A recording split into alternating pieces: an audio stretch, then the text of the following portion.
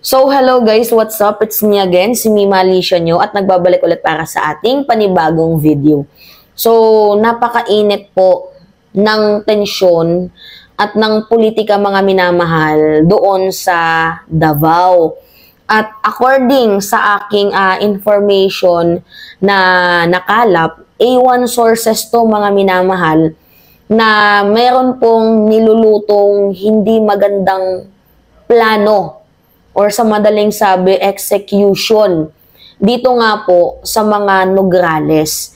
Lalo pat alam nyo na itong si Carlo Nograles ay nag-step down bilang CSC chair at tumakbo bilang mayor nga po ng Davao na siyang magiging kalaban ni Duterte. And alam nyo din na itong si Migs Nograles, sa hindi din inaasahang pagkakataon, tumakbo din bilang kongresista, Davao District Representative, which is magiging kalaban niya itong si Pulong Duterte. So mga minamahal, we all know na itong Garcias, Lopez at Nograles, for sure na to mga minamahal na magtutulungan itong mga pamilyang ito against dito kay former President Duterte. So, noon, umuugong-ugong pa lang. And ngayon, finally confirmed na nga na itong mga taong to ay mayroon na pong sabotahe na magtutulungan sila sa election kasi hindi na talaga nila kaya yung gawain ng mga hindi magaganda doon sa Davao. So, unang-una, tumaas yung poverty rate ng Davao. Nagkaroon pa ng adik yung opisina ni Baste Duterte dahil alam nyo na, nagkaroon nga ng issue, 37 na mga employees nag-positive nga po, mga minamahal, doon sa Davao sa di umano'y hinihinangang droga.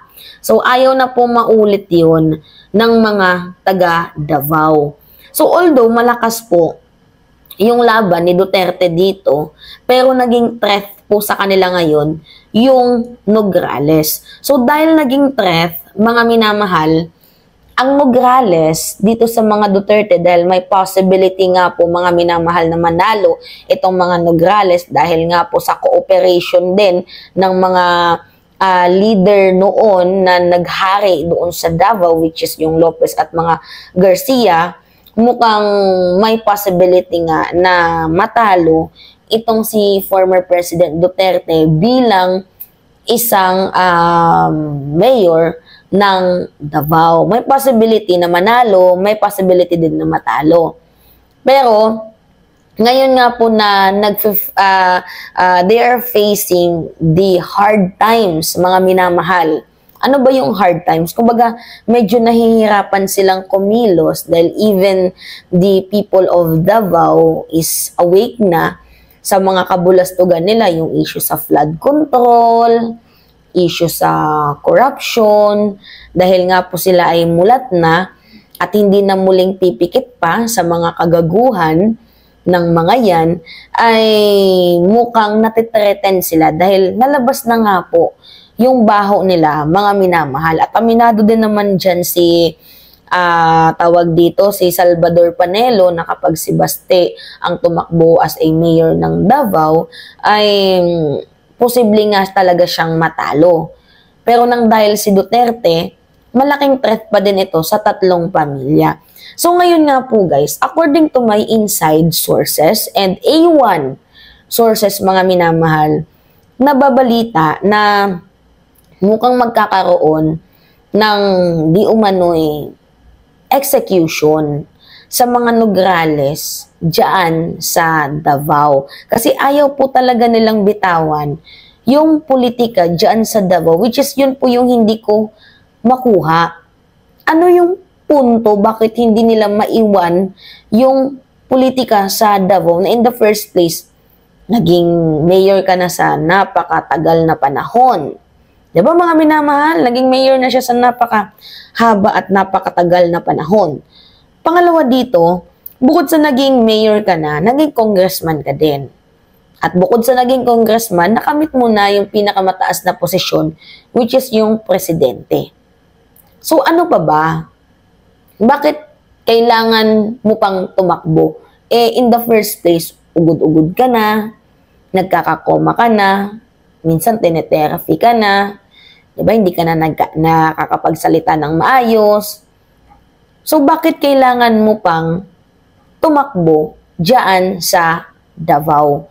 Which is yan nga po ang naglalarong tanong sa aking isipan. Meron ka bang kinakatakutan na mas malaking mafia sa'yo? Kung kaya't hindi mo pwedeng iwanan ang Davao? At kailangan pang pumutok yung balita na meron kang ipapagurgo di umano na mga Nograles, pilidong Nograles. Wala namang sinasabing si Carlos or si Migs. Basta may ipapagurgur daw po mga minamahal na Nograles para kalampagin na. Sige, kapag lumaban ka, meron kang kalalagyan.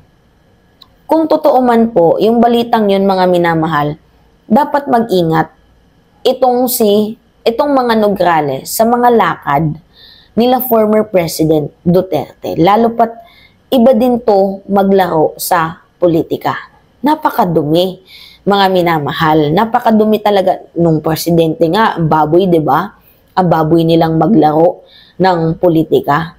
Ngayon pa kaya na panahong parang gipit na sila at no choice na talaga kundi yung huling alas na lang talaga nila ang gagawin nila. Which is kala ko nga mga minamahal yung huling alas nila si Duterte.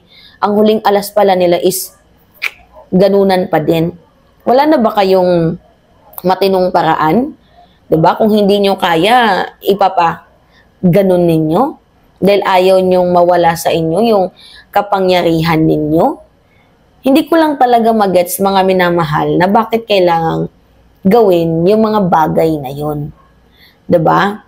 So, para sa akin, taong bayan yung huhusga. Let the people decide kung mahal ka pa talaga nila.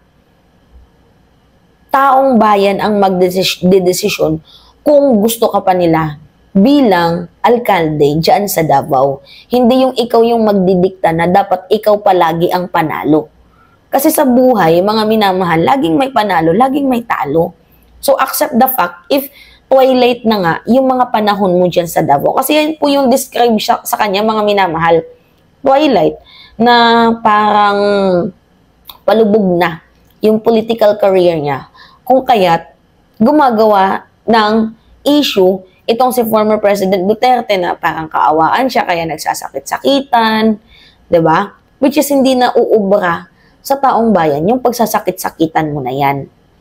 So, ito lang yung nakakatakot dito nga mga minamahal is baka maging madugo yung eleksyon dyan sa Davao kasi ayaw nga po talaga nilang bitawan. Pero I hope na mali yung natanggap na info ng aking A1 sources. Sana mali. Sana sports lang. 'Di ba? Sports lang dapat sa eleksyon. So anyway, mga minamahal, yun po. It's me again, si Mima Alicia nyo, at nagbabalik ulit para sa ating panibagong video.